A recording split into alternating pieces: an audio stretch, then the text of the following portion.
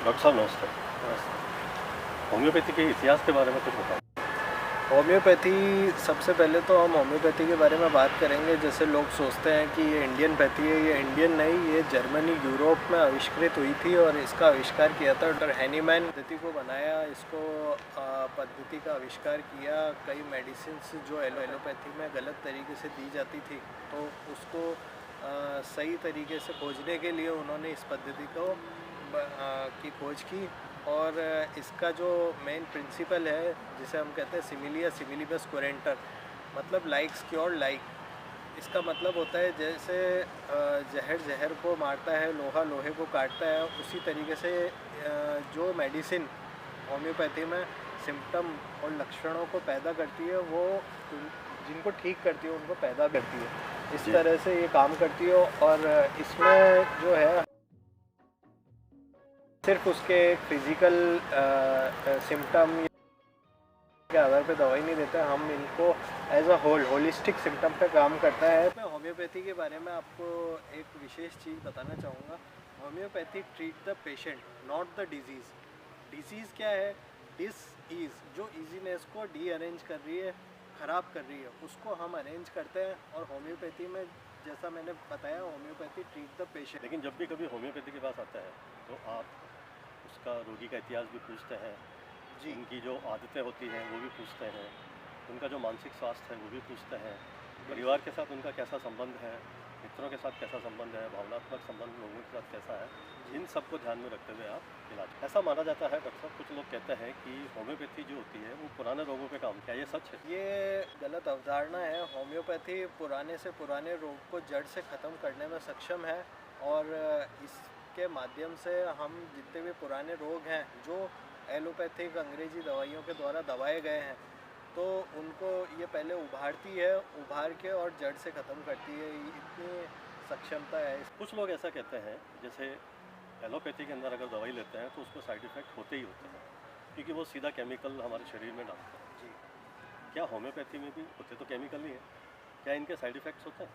Homeopathy में कोई side effects नहीं होते हैं। जैसे जो पुरानी बीमारियां हैं, पुराने रोग हैं, तो उनको जितना दबाया गया है, जैसे मैंने बताया एलोपैथिक दवाइयों के द्वारा या और दवाइयों के द्वारा उनको दबाया गया है, जी। तो वो उनको उभारता है। जो दबे हुए हैं, बीमारी दबी हुई है, उनको उभारती है, उनको बाहर लाती है और जड़ से ख़त्म करती है। तो ये साइड इफ़ेक्ट्स नहीं है, ये साइड इफ़ेक्ट। और जो नई बीमारियां हैं, जैसे एक्यूट ये सर्दी खांसी जुकाम बुखार, इस तरह की बीमारियों को ये जल्दी ठीक भी करती है और इसमें कोई साइड इफ़ेक्ट ना। कुछ लोग ऐसा मानते हैं कि होम्योपैथी के डॉक्टर के पास में जाओ तो आपकी जेब भरी है, क्या ये महंगी पड़ती है? जैसे आप सभी को पता है, आज हम किसी भी हॉस्पिटल में या किसी भी पद्धति के, आयुर्वेदिक हो गई या एलोपैथिक हो गई, इन हॉस्पिटलों में जाते ही आपको खर्चों का बहुत अच्छा अनुभव है। लेकिन होम्योपैथी में ऐसा नहीं है। होम्योपैथी एक मिनिमम डोज पे काम करती है। इसके एक सिद्धांतों में है, कार्डिनल प्रिंसिपल्स में मिनिमम डोज का, सिंगल, सिंपल और मिनिमम डोज पे काम करती है। हमारे डॉक्टर हैनीमैन, जिन्होंने इसका आविष्कार किया था, उन्होंने हमें सिखाया है कि जो भी पेशेंट है वो पहले से ही बहुत बीमार है, बहुत परेशान है, तो उसको और दवाइयों से परेशान न करके कम से कम डोज में ही उसको अच्छी से अच्छी सेहत प्रदान की जाए।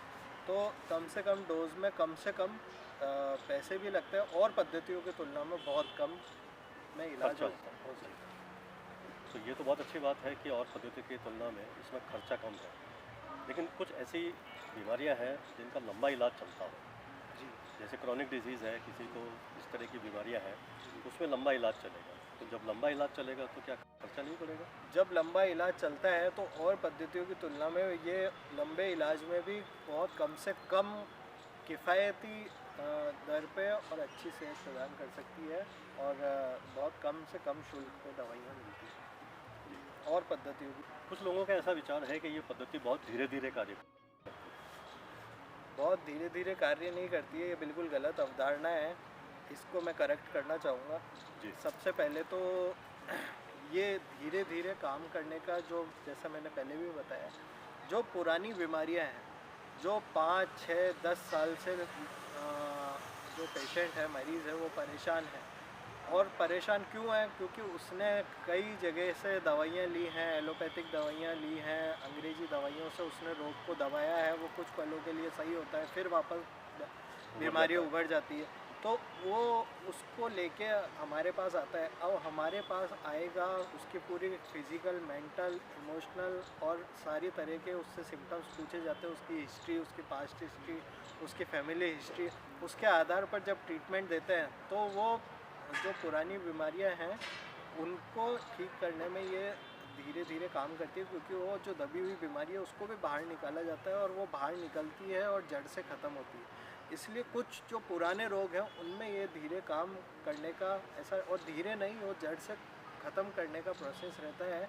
और नई बीमारियों में ये बहुत जल्दी काम करती कुछ ऐसे रोग हैं जैसे डायबिटीज़ है, इसमें जो गोलियां दी जाती है, है। जी। ऐसा सुना जाता है कि वो शक्कर की होती है। अगर डायबिटीज़ के रोग में ये दवाइयाँ काम करेंगी? ये एक तो जो ये गोलियां हैं हमारे होम्योपैथी में जिनको ग्लोब्यूल्स कहते हैं, ये एक तो बकरी के दूध, गॉट मिल्क से बनता है और अच्छा। जो कि बहुत हल्का रहता है। और दूसरा ये जो मीठी गोलियां हैं इसमें मेडिसिन्स, मेडिकेटेड ग्लोब्यूल्स होते हैं।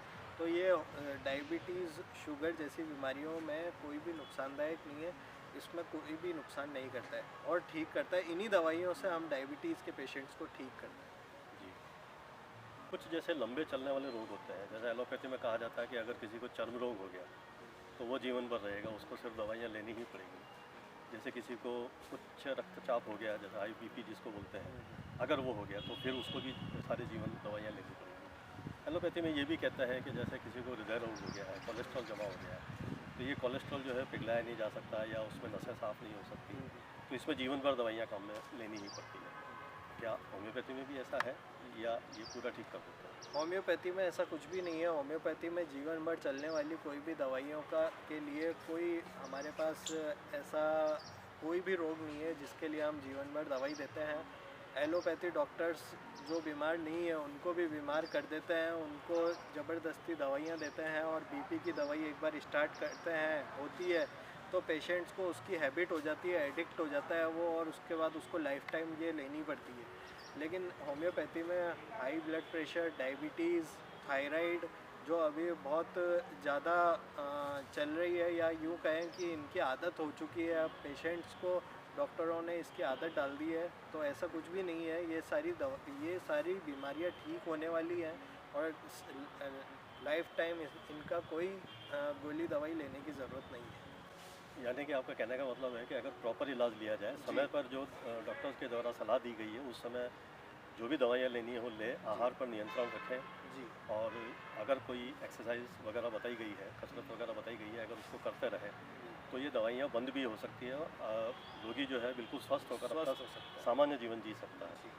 अभी आपने एक बात और कही सर कि एलोपैथी में जो दवाइयाँ होती हैं उनका एडिक्शन हो जाता है। एडिक्शन दवाइयों के अलावा भी कई चीज़ों का होता है, जैसे शराब का एडिक्शन हो जाता है, तंबाकू का एडिक्शन हो जाता है, और आजकल तो एक नई चीज़ और चली है, ख़ास करके बच्चों के प्रति, वो मोबाइल देखते हैं तो उसका भी एडिक्शन हो जाता है, इंटरनेट का एडिक्शन हो जाता है। तो क्या इसके लिए भी कोई उपचार है होम्योपैथी में? होम्योपैथी दवाइयाँ बिल्कुल इन सारी संबंधी, जैसे बच्चों में जो मोबाइल, लैपटॉप और कंप्यूटर, आजकल जो आईटी, इंफॉर्मेशन टेक्नोलॉजी इतनी बढ़ रही है तेज़ी से, जो अच्छी बात भी है, लेकिन इसका बहुत ज़्यादा उपयोग भी हानिकारक है। तो इसके लिए भी हमारे होम्योपैथी में बहुत अच्छी अच्छी दवाइयाँ हैं। और जैसा आपने कहा, जो एडिक्शन रहते हैं शराब के, सिगरेट के, तंबाकू के, तो उसको भी हम बखूबी ठीक कर सकते हैं होम्योपैथी दवाइयों से, और बहुत जल्दी ठीक करते हैं। होम्योपैथी दवाइयाँ लेने से कुछ चीज़ों का परहेज़ करना पड़ता है। कुछ विशेष चीज़ें होती हैं जिनका परहेज़ करना ज़रूरी रहता है, जो हमारी दवाइयाँ हैं उन पर भी प्रभाव डालता है, जो कम इफ़ेक्ट करती हैं, जितना करना चाहिए उतना नहीं करती है। जैसे कच्चा प्याज, चाय, कॉफ़ी, इन चीज़ों का एक विशेष परहेज़ रहता है। और ये सिर्फ दवाइयों के लिए नहीं, मरीज़ के सेहत के लिए भी बहुत ज़रूरी है। चाय, कॉफ़ी, कच्चा प्याज ये बहुत हानिकारक हैं, जो हमारी सेहत को बहुत हानि पहुंचाते हैं, तो इनका तो परहेज़ रहता ही है।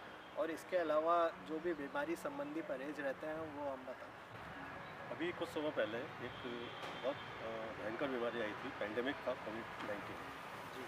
कोविड-19 के अंदर कई सारे संस्थाओं ने, एनजीओज़ ने होम्योपैथी की दवाइयाँ बाँटी थी। तो आपका क्या अनुभव रहा इसके अंदर? क्या ये बहुत कारगर रहे? होम्योपैथिक दवाइयाँ जैसे मैंने बताया कि सभी बीमारियों में बहुत कारगर है, और जैसा हमने कोविड में देखा था, कोविड में जो अल्टीमेटली एक पेशेंट को न्यूमोनिया, पहले सर्दी खांसी जुकाम जो आगे बढ़कर न्यूमोनिया की तरफ लंग्स को डैमेज कर रहा था, तो इस तरह की बीमारी में हमारे होम्योपैथी में बहुत अच्छी अच्छी दवाइयाँ हैं जो इस न्यूमोनिया, पल्मोनरी एडिमा, इनको ख़त्म करने में, जड़ से ख़त्म करने में सक्षम है। डॉक्टर साहब, आपसे बात करके बहुत अच्छा लगा। होम्योपैथी के बारे में जो अवधारणाएँ और जो मिथ्या अवधारणाएँ थी खास करके, उनकी सच्चाई के बारे में पता लगा। आपका बहुत बहुत आभार।